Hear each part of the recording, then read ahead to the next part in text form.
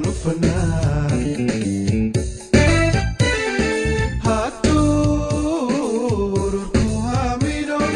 ويقمدو أمورا هي بواري مياني هاو قادن وفنان هي بواري مياني هاو قادن وفنان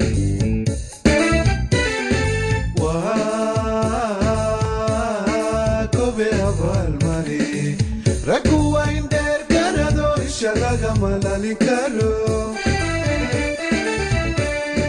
wa kobe aval mari Rakuwa inder karado ishalaga malali karo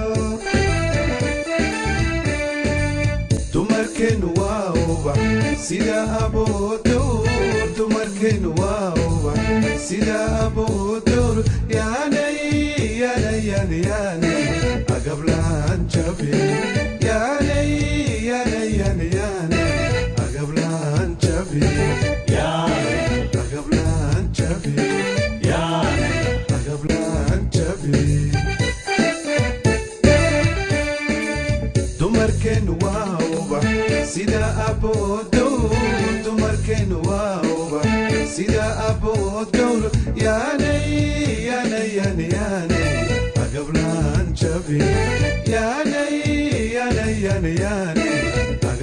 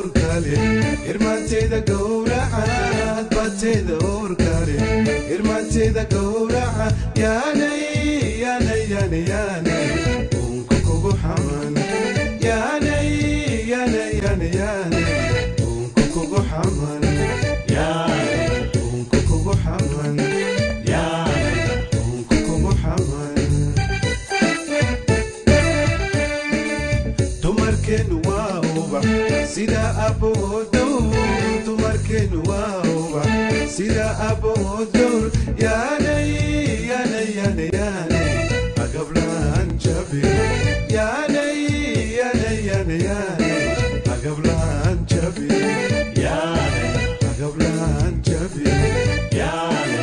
قبل أن تشوفي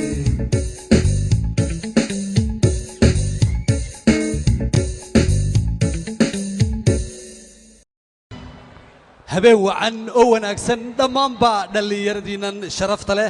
akhyaartan ka soo qayb gashay barnaamijkan caawa waayahay caawa waa 19 waxaynu laakiin u dabaaldegaynaa waa 18 May maalintii xorriyadda Soomaaliland sacabkii May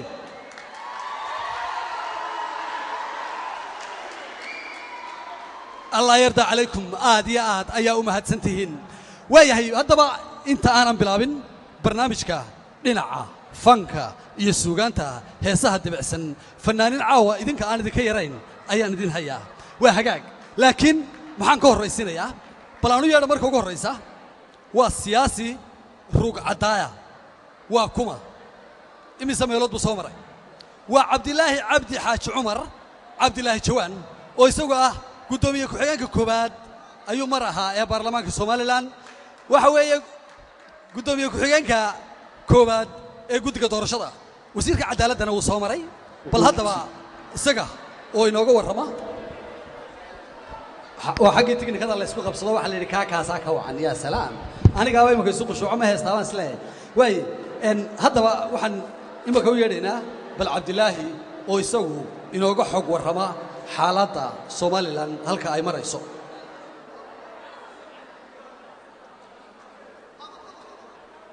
وي هي إن يربان دكوس السماء يا ده أنتو عبد الله يمانه إن مركا برنامج كان عاوة وحاج كسود بردي والله ليدا هدو affiliate promotion لعقتك صوب حلا برنامج كان عاوة أيدك اللي دك قاضي وحلقوا عاونا يا ليدا هدو جوفو ويجو عاوية تتكوالا الصومال لان أوكي معودك قابن وهجاج قلنا فرسمة عليه عودك قابن waxaynu sugnaabaa waa Cabdilaahi dabadeedna waxaynu la wareegi doonaa markaa dhinacii kaalintii maaweelada iyo madadaalada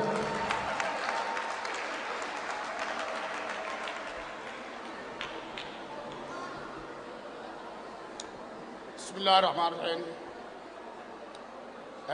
caawa waynu u dabaaldegaynaa baynu xusayno caawa aynu xusayno 18 May maalintii dib u soo noqoshada Soomaaliland lagu dhawaaqay ayaan idinkala soo qayb galay aniga oo ka wakiila mas'uuliyiinta Soomaaliland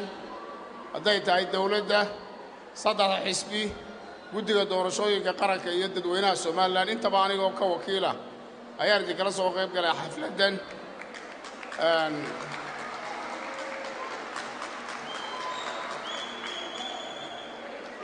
marka ugu horeysa waxaan soo jeedinayaa aan halkan uga soo jeedinayaa ammaan iyo mahadcelin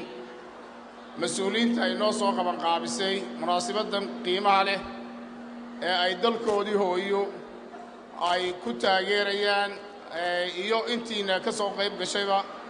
ee xilkasnimada ku timidba waan idin ammaan baan idin soo jeedinayaa iyo bogaadin intaa kadib waxaan jeclahay inaan wax yar idinka taataabto Somaliland waxa weeyaan runtii warbixin kooban ayaan idinka siinayaa Somaliland intii aan ka taaban karo waxa weeyaan waxaan soo maray marxalado qadhaadh waynu soo maray dhibaatooyin dalku uu soo maray dagaalo sokeeyaynu soo maray ilaahay alxamdulillah waynu ka soo gudubnay wixii oo dhan maanta meel kasta oo aad joogto adduunka bogcadda yaree Soomaaliland ee ku taalo ayaa laga amaanaa Afrika oo dhan amba geeska Afrika amba dunida saddexaadba iyadoo la leeyahay lagu daydo sababta international community amba bulshada caalamku inagu amaanayso ma aha demayna laaluushin waxumaynaan qaban iyaga laakiin inaga ayaa tashanay wax qabsanay horumar gaadhnay waxaanu qabsanay waxa kamid ah bila aadamku waxa ugu weyn ee uu helaa waxa weyn nabadda ugu horeysa nabad baynu ku soo celinay waddankeennii khilaafkii dhexdeena waranka la qaadan jiray ayaynu ku heshiinay inaynu ku saxno qalinka iyo carabka iyo maskaxda runtii waa ku guulaysanay nabaddii markay timid waxa markaa loo gudbay in lagu tallaabsado amba loo gudbo qaybihii qaran looga baahnaa amba qaybihii ummad dawlad dhisanaysa ay u baahnayd in dadku talada ka qayb qaato talada dunida saddexaad in yaroo qabsato jabhada ha ahaato amba inqilaaba ku qabsato amba dictator ha ahaado markii hore la doortay ayaa gacanta ku dhigta ururkii SNM markuu badalka qabtay gacanta wuxuu xilkii ku wareejiyay 2 sano kadib dadweynaha laakiin waxay nagu cusbaa dhibaatooyin baa dhacay waynu ka soo kabannay markii dambe waxaynu gudubnay inaynu gallo hab dimuqraadi ah saddex doorashaynu gallay doorashadii dawladaha hoose ee local councilska lagu dooranayay ilaahay way nagu guuleeyay nabad bay noogu dhabaatay wax dhibaato waxa ka dhacay inaan gaari ka dhacay askari booliiska oo aan dhibaato weyn soo gaarin tii madaxtooyada ku xigtay iyana dhibaato kaba dhicin gaari baa qalibmay nin labada foole iliga kore ka dhiceen ayaa wax dhibaato ka dhacay jiray tan dambe ee baarlamaanka ee ugu dambeysay ee dhamaystiraysay nidaamkii dimuqraasiga doorashada la inaga doonayay runtii waanu qabanay tii ugu adkay ugu cuslad bay ahayd waxa loo tartamayay 82 kursi 82 ka kursi saddex xisbi ayaa ku tartamayay saddexdaa xisbi ee ku tartamayay laba nin oo walaala amba ilmaadeera amba saddex ilmaadeera midba xisbi ku jiray marka waxa halka aad ka muuqanaysaa in qabyaaladii reer hebel halka aan mar amba si ayeel in lagu kala tagay oo laba nin oo walaalay midba xisbi ka soo jeestay nin waliba wardaayay inuu isagu kalsoonida ummadda oo hanto oo cod ku helo taa waxaynu ku dhaxalay doorashadii si wanaagsan ayay noogu dhacday runtii oo aan shil yarina ka dhicin waxa dhacday in baarlamaan tayalo wanaagsan aad u wanaagsan runtii ma amaanayo dadka waxa lagu bartaa markay hawl galaan laakiin aqoontooda way aragnimadooda boqolkiiba 70 waa rag jaamiciina ragga baarlamaanka soo baxay oo dhalinyaro u badan marka taasi waxay ku muujinaysaa dhalinyaradii mustaqbalka oo intiinana ka mid noqon karaysaa inta annaga nasiibka naga wanaagsan naga dambeysay soo koraysa in wadadii ay diisoo xaadeen bari amari lahaydeen baarlamaan tayo wanaagsan soo baxay oo dal uu ku faani karo amba wax qaban kara ayay doorashada ugu dambeysayna aynu ku helay haddaan iyartaa dib ugu noqdo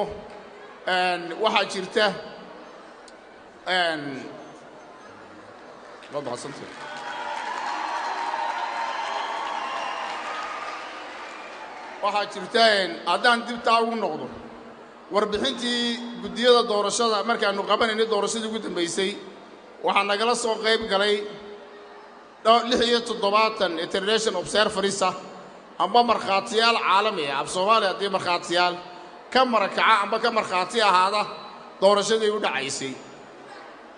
waxay soo saareen warbixinadoodii iyagoo dhowr warbixinood ka soo saaray dunida saddexaad doorasho laga qabto tii ugu wanaagsanayd inay ahayd dalkaas oo ay ku muujiyeen ammaanta waxa laynagu ammaanayo waa meesha qura dunida saddexaad aanu aragnay in xisbiyadii macaaridka ahaa ay noqdeen majority-ga oo ay doorashadii ka heleen xisbiga muxaafadka ee dawladda haystay taasina waxay muujinaysaa madax bannaanada doorashadii aan galnay runtii markaa guulahan gaadhnay kuwaasa ugu waaweyn laakiin geedigii aynu ku jiray wali waynu higsanaynaa inaan gaadhno maxaan ku idhaahdaa halkii aynu higsanaynay bartilmaameedkeennii amba distractionkii aynu u soconnay wali waynu higsanaynaa waxaan markaa runtii aan halkan caawa aan dalka haddaan u soo noqdo dalkii warbixin aan idinka siiyo waa jeceshihiin waxaa laga yaabaa warbixinta halkan oo kale dadweynaha loo jeediyo waa ta ugu nadiifsan waayo xan lagama sheegi karo oo waa mikrafoon ummad badan baa ku dhageysanaysa dadka isku jira waa dad saddexdii xisbi iyo afkaartii dadka kala gedisanaa oo wadaniyadu isu keentay dalkuuna kulmiyey waxa weeyaan dalkii nabad buuxda ka jirtay waxa ka jirtay abaaro yar way soo mareen runtii sanadka Soomaaliya ayaa abaartu u badnayd koonfurta amba dhulka Soomaalida ee geeska Afrika ee Soomaalidu degtay Djibouti ka bilow dhulka Ethiopia xukuntay Soomaalida ku dar Soomaalida Kenya xukuntay NFD la yiraahdo ku dar Soomaaliya ku dar abaaro aad xun baa ugu dhacay oo dhibaato bayn dad iyo maalba gaarsiiyay Ilaahay ka saareen laakiin inagu waynu ku sahleenayn inaga abaartu biyo la'aan baa jirtay biyina roobku waa doo dhibaato kama jirto dalkii xagga nabadgelyada boqolkiiba boqol waa wanaagsan tahay waxa weeyaan haddaan koritaanka dalku private sector-ka amba qaybta guud ahaan dadku gaarka u leeyahay aad bay u soo koraysaa warshadaha laga dhistay hudheelo madorana laga dhistay magaalooyinka waaweyn ee dalka sida Burco Hargeysa Boorame iyo Berbera iyo meelo kalaba marka taasina waxay muujinaysaa nabadda u sababa meelaan nabad ka jirin waxna lagama dhisan karo horumarna ma gaari karayso tadalkuna intaasaa runtii ayaan warbixin kooban idinka siinayaa way jiraan cabashooyin badan oo ummadi haddii ay meel joogto dadku isku fikrad maaha dhaqaalaha yaree la hayo dadkii ma baahi baxaayo welfare system dalkeennu ma lihin awood uma lihin dhibaatooyin iska jiro oo ummadda aynu geeska afrika amba afrikaba aynu la qabno way jiraan laakiin markaad eegta sawirka guud ee dal ahaan alxamdulilah heer aynu ku faani karayno ayaynu maanta joognaa waxaan intaa uga gudbayaa waxaa jira marka la wada hadlaayo dal yurub baa joogtaan amba england baa joogteen oo lagu sheegay inay tahay hooyadii dimuqraadiyadda halkii dimuqraadiyaddu ay ka soo aflaxday oo labada nin ee tartamaya xukunka kala qaadaya laba kursoo iska soo horjeeda ay fadhiyaan ra'iisul wasaare baa hadlaya kii mucaaridka ah baa u jawaabay oo dhaliilaya wuxuu ka soo dhaliilayaana halkaa golaha dhexdiisa ayay isku cunayaan oo ay ku wada hadlayaan markay dibadda u baxaanna gacanta is haystaan laakiin innaga waxaa jira waxoogay meelaha qaarkood weli kamaynaan gaamurin insha allah waynu gaari doonnaa heer innana aynu ku bislaanno meelaha qaarkood dhaliisheenna intii gudaha laysku dhaliili lahaa inay dibadda u soo baxaan ayaa badanaa jirto tacadowga qaarkood ka faa'iidaysan karayo marka waxyaalaha qaarkood dhallinyarada halka joogta iyo waayeelba rag iyo haween dhadig iyo laba waxaan idin leeyahay haddaad dibadda joogtaan waxaan u gudbayaa inaan talooyin idiin soo jeediyo yaroo kooban raalli yar adiga ahaataan talooyinkaa waxaan ugu horraysiinayaa qolooyinka da'da yar ee nasiibka wanaagsan leh haddii ilaahay garansiiyo nasiibka haddii lagu gees mariyo oo jaaniskaaga aad ka faa'iidaysan weydo ma nasiib wanaagsan waa nasiib xumaanaysa waxa weelaya fursad baa leedihiin fursaddaa leedihin waxaad joogtaan dal wax laga baran karo aqoon laga heli karo waa loo soo tacbiri jiray hooyadu waxay guri jirtay geelay soo xaraaj jirtay adhigay soo xaraaj jirtay carruurteeda ka ugu firfircoon ay ugu jeceshahay si scholarship ay u soo heshay England amba America amba Europe amba France ayaa sanado loo shaqayn jiray idinku waxaad joogtaan hooygii waxbarashada waxaad joogtaan casrigii cilmiga cusub ee laga faa'iidaysanaya adduunku global village baa maanta adduunka lagu sheegaa aqoon baa gaadhsiisay dadaal dad waxaan idin leeyahay inta aad dhegta u dhiga dhallinyarada idinka arrintaadi kula hadlaya war qabiil ha dhegaysanina oo kooxaysi ha dhegaysanina waxaad ku dadaashaan qalinka iyo aqoonta iyo buugga iyo cilmi baadhis qabsada dabada waxaan la hadlayaa dhallinyarada iyagoo lana jooga qaadka cunaya ee miirooga yaree DDT-da lagu soo buufiyey si wanaagsan u dhagaysta ruugayow waxa weeyaan gurigaaga wuxuu doonayaa ninkaaga qaadka halkaa ku cunaya ayay hooyadaa leedahay amba inanta halkaa joogta ayay hebel baa ii maqan inan baa ii maqan jaamacad buu ka soo baxayaa waa lagugu xisaabtamayaa markaa qof lagu xisaabtamayo adiguna xisaabtan war waa lagugu xisaabtamayaa adiguna xisaabtan waxaad ku xisaabtantaa intee sanaad joogtay maxaa kuu kordhay maxaa intaa aad gaadhay maxaa kaa hallaabay maxaa kaa maqan taa ku xisaabtan marka wixii kaa dhiman sidaad u buuxin lahayd falowgeed qabo waxaan runtii ugu celinayaa dhallinyarada anigu waxaad odhaysaa waa buuranay runtii way aragtaan unno kumaan naxin laakiin waxaan iska daayey been idiin sheegi maayo weligay sigaar maan cabin weligay qaad maan cabin weligay khamri maan cabin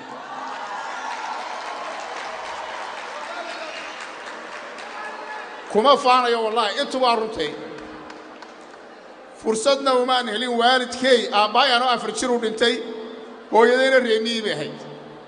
iskuul in laygu darana fursad waa anigaa isku daray ilaa jaamacadan ka gaadhayay ilaa qayrkay aan wax la qaybsanayay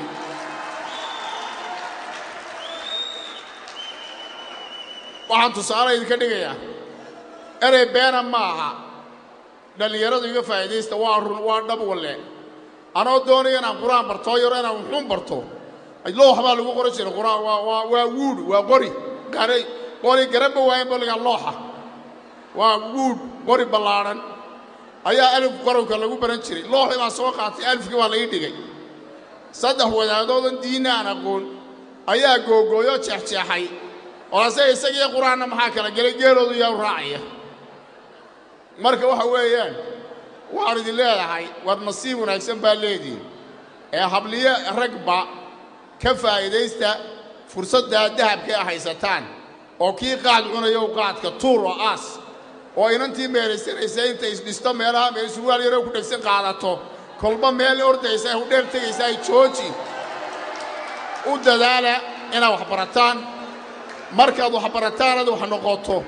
ayaa dadkaaga iyo dalkaaga iyo naftaada waad anfici karaysaa markaasaad qof kaamila noqon karaysaa waxaan tusaaleyn idinka dhigayaa dalka Eritrea Ethiopia ka go'een waa dawlad innaga ka hor dhalanay waa inala mid laakiin waxay gaadheen community-gooda dadka Eritrea u dhashay fikrad kasta ha qabaan lacagta yar ee qaataan ee dakhliga ah waxba iska gooyaan percentage-ka inta teema aqaano waa qasab way jaraan dawladooda dhexe ayay dalka ugu shubaan guddiyaha maamula dalka lagu dhisaa laamiyay samaysteen airport-ay samaysteen ciidan bay dhisteen wax police way samaysteen jaamacaday samaysteen howlba way gaadheen innagu imika isbitaalka Hargeysa ugu weyn waa kii Ingiriisku dhisay oo wada gaboobay oo bilaacad lahayn dadkeeni waa la kuwii maskaxda mental disease ku dhacay silsilad baa lagu xidhaa qof inta lagu xidhaa bir gidaarka loogu xidhaa waxaan leeyahay dadkaasi dadkay kaalmada ka doonayaan oo caawadan basaldhig wanaagsan halka loogu sameeyo waa kuma xafladaha sida farraysiga la sameeyo tan oo kala ka qayb qaata tu joogta ana waxaan idin kula talinayaa madaxdiina idin kuwa tashada oo isa saara oo gobolka iyo xaafad iyo qabiilkan hoose ha laga gudbo qarannimo dalka wuxuu soo tara ku qabsada inta waa talaan idin soo jeedinayo waxaan inta ku darayaa waxa weeyaan runtii anigu wax badan oran maayo annagu waxaanu ka mid ahayn odayaal baan nahay ha dhowto adduunku lagu xukumi maayo qabiil ha dhowto lagu xukumi maayo been iyo afbiishaariba lacag la iibsado maskaxda dadka ma iibsan karaysid aqoon ma iibsan karaysid waxa weeyaan waxaad barato iyo waxaad shaqaysato ayuunbaad ku meel maraysaa war madaxdii berrina bedeli lahayd ee dalka iyo ummadaba madax hoggaanu noqon lahayd waa idinka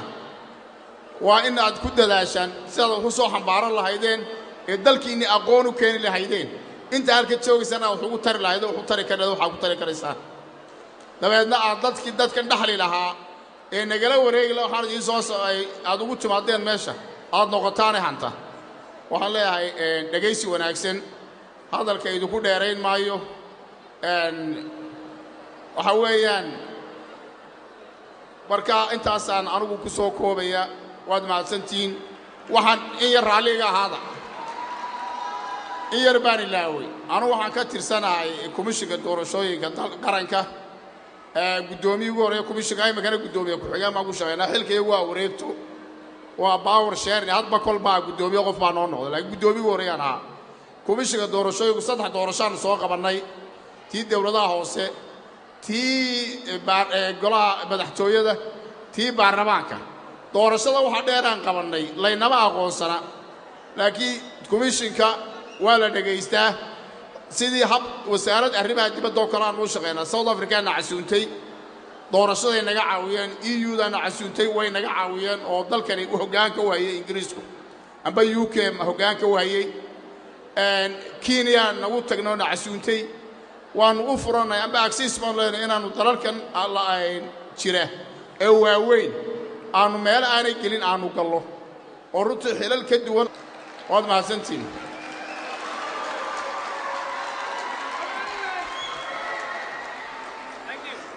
waayahay mar kale haddaba kolley yaa salaam samicadahaasaa mudaharaadaya waayahay waxaynu bilaabaynaa dhinacii fanka kolley waxaan ka cudur daaranayaa fanaaniinta haddaan qaar ilaawo inay iga raali noqdaan yaa ka mida fanaaniinta caawa hortiina iman doona bal horta magacyadoo qura aan idiin sheego yaa salaam waa kuwama waxaa ka mid ah maxamed axmed koolo yaa salaam axsan alfanaan waayahay يا كمدا مصطفى محمد وريس كيكو قبيا ما دعوته إسلامتي إسكو فيلن مية إذا كرنا يا سلام وهي هي أكيد برنامج كعوة وحياوها اللي تكون هي وحكمدا شيكا كوجرتا قصول له ماد له مرتي له فرحad له waxa isku soo dubarriday sheekadaasi Mustafa Kiika laftiisa waa hagaag waxa ku jira heeso cusub oo imika la sameeyay labada abwaan ay sameeyay waxa kala yihiin Yaasiin Maxamed Ismaaciil iyo Umar aw Jaamac laxamada ayaa saaray muusiga ayaa ku ladhay Kiiko waayahay haddaba fanaanada kale hortiina iman doonta waxa kamid ah caawa fanaanadii weynay waa Tuma yaa salaam jecel codkeeda waa فادمو أحمد ديمبيل أيا كميدا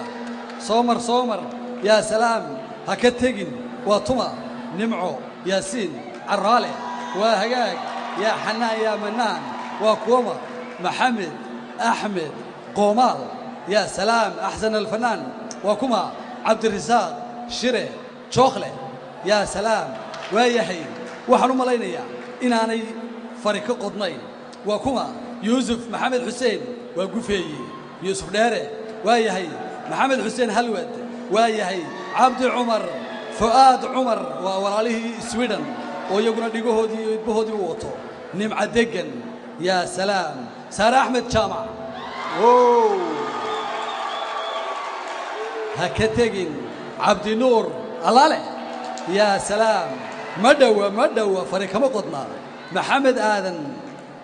علي هميلو يا سلام وياهي هضبا نيكي كانوا ضيقنا على السي على الديق ولا هدايا اوكي هيست ugu horeysa hadaba barnaamijkeena maanta aan idin sheego waa erayadii Ali Umar laxankii Ali Umar codkii Ali Umar iyo nimcadegan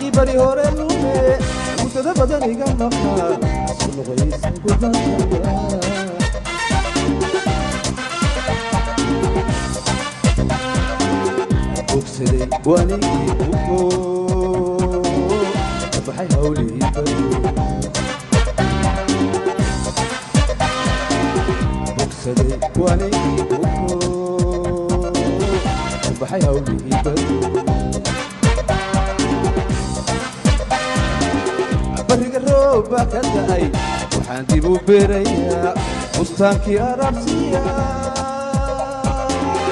والاريو هاودنتي بريو هورانيو برعيا إلى مسانا بريق الروبا كداي حاندي بريا بستانكي أرابسيا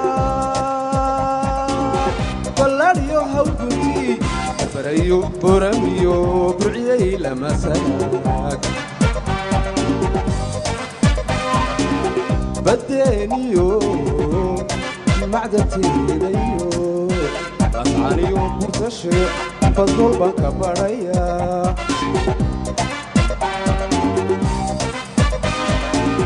بدينيو معدتي ليو أسعانيو مرتشع فضل بك بريا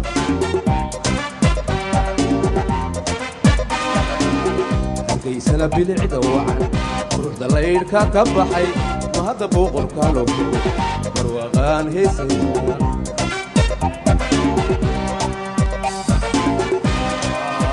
hargeysana bilicda wacan quruxda laydhka ka baxay ma hadda boqorkaa loo barwaaqaan heesaya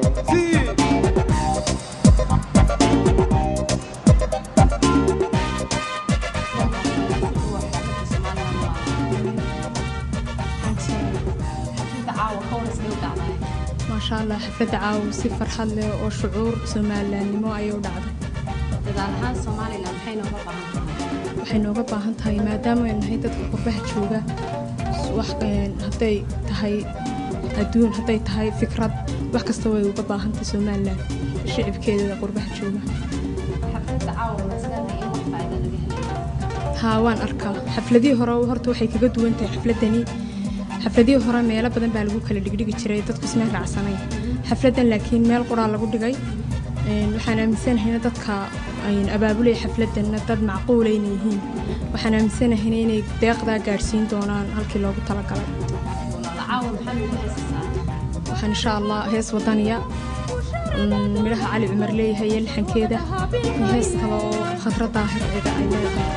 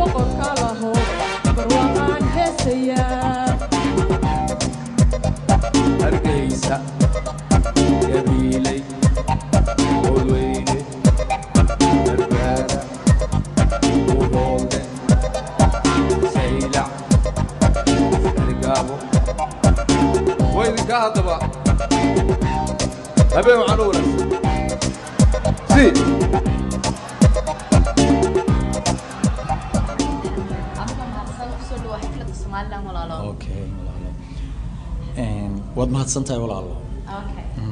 xafladda caawa ka warasday u dhacday walaalo xaflad aad u qurux badan oo aan caawa aad ugu farxay anaguna runtii ilaa xad xafladihii ugu badnaa ilaa 8 xafladood baan u soo joogay caawa waa aad iyo aad bay uga sidataa tani oo aan qiimaheeda aad loogu soo koobi karayn fanaaniin caawa umay kala hadhin dadaalahaan markaa Soomaaliland maxay nooga baahan tahay hadda dadaalahaan Soomaaliland waxay u baahan tahay inaga oo de sida aynu caawga ugu gurmanay dadkeena baahan aynu waqti walba inaga oo iskaashanayna aynu ugu gurmano dadkeena si aynu baahida iyo aqoon leeyada aynu uga saarno aynu hore ugu marino xafladda caawa ma isleedahay in wax faa'iido laga helayo walaalo waan isleeyahay aad iyo aad baan ugu rajaynahay in laga helayo hawsheeda iyo dadaalkeedana way ku xidhan tahay dadaalkeena inagu sida aynu u dadaalo maxaa caawa lagu heesaa walaalo waxaan ku heesay aniga had iyo jeer waxa marka xafladahan oo kale ay yimaadaan waxa la iga bartay heesaha wadaniga ah ee Somaliland marka heesahaydii wadaniga ahaa ayuun baan caawa jeclahay inaan iyagana aan halkan caawa ka qaaday adiga mudan walaalo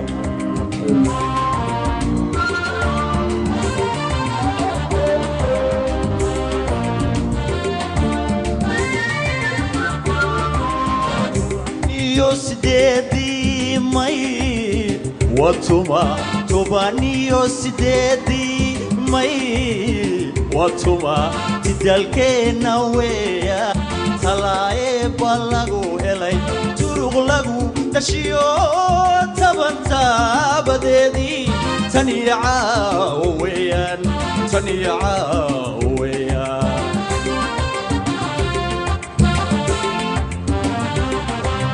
tobaniyo siddeedii may watuma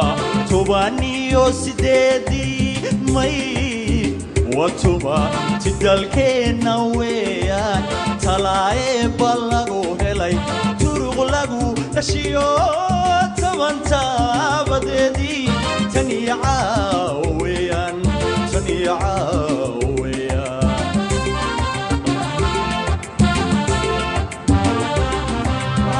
tashaday dalkaygii u tashaday dadkaygii wan tashiilan doonaa wan ku taami doonaa waan tiigsan doonaa dayaxe waan tiigsan doonaa dayaxe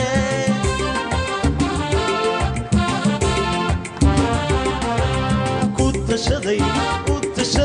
dalkaygii tashaday dadkaygii wan tashiilan doonaa wan ku taami doonaa waan tiigsan doonaa dayaxe waan tiigsan doonaa dayaxe Somaliland Somaliland Somaliland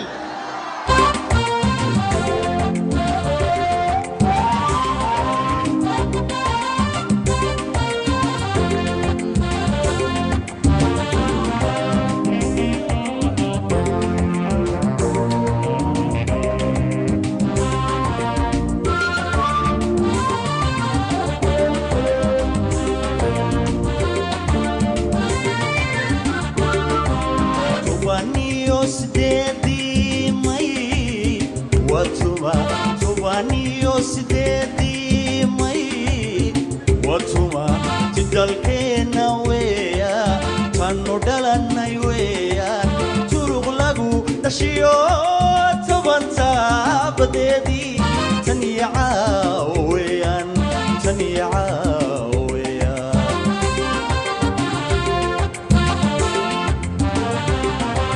tobaniyo siddeedii may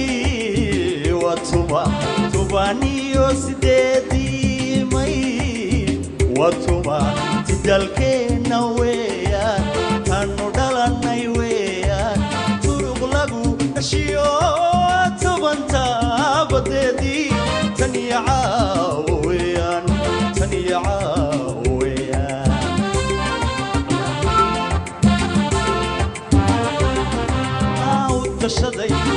tashaday dalkaygii u tashaday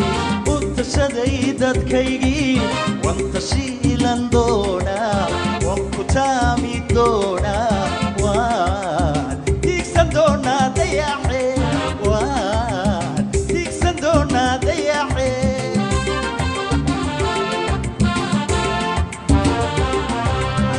tashaday dalkaygii u tashaday dadkaygii wan tashiilan doonaa wan ku taami doonaa waan tiigsan doonaa dayaxe waan tiigsan doonaa dayaxe Somaliland Somaliland Somaliland heesteeni labaad cisi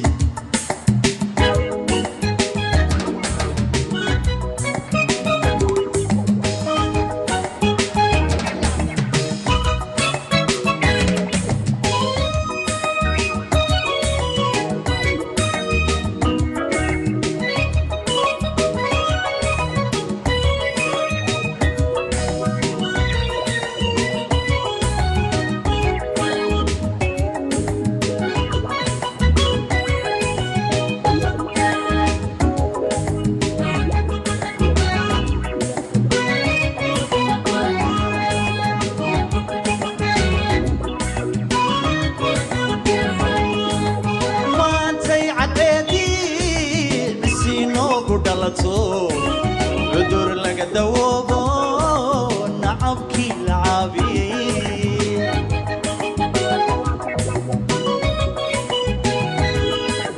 مانتينو علنكي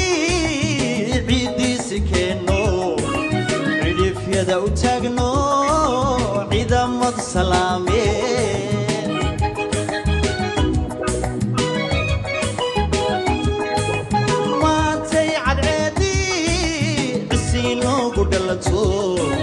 عذور لقى دوابو ودكي كوعدنا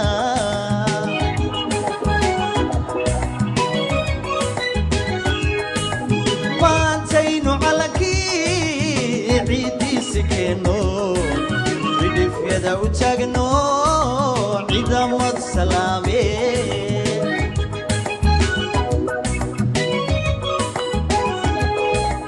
وانتي عقاليو علي مدد عيسو عرقيني نبد يحي عرقيني نبد يحي وانتي نعودكي ناقون على الغبين عبي ماتكم الله وانتي عقاليو علي مدد عيسو عرقيني نبد يحي مانتين عودكي إناقون على الغبين عبي ماتكم الله عبي ماتكم الله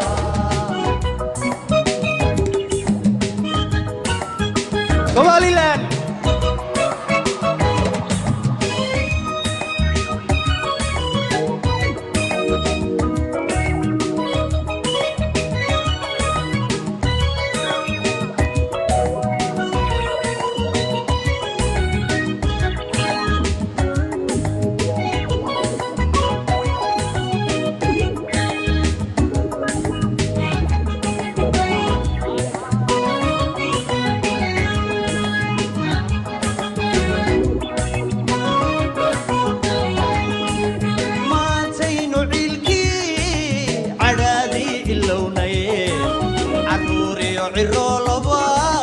فرحة عيارني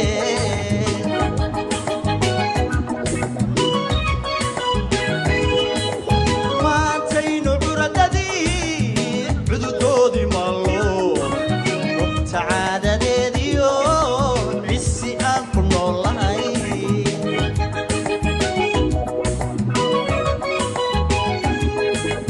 ما تينو عيلكي عدادي اللوني عرولبا فرحة عيارني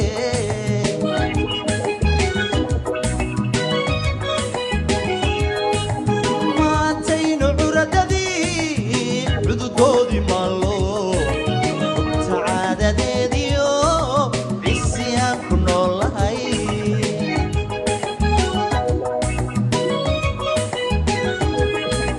ما تينو غاليو عيسو عرقيني نبد يحي عرقيني نبد يحي مانتين عودكي ناقون على الغبين عافي ماتكم الله عافي ماتكم الله مانتي عقاليو اللي مدد عيسو عرقيني نبد يحي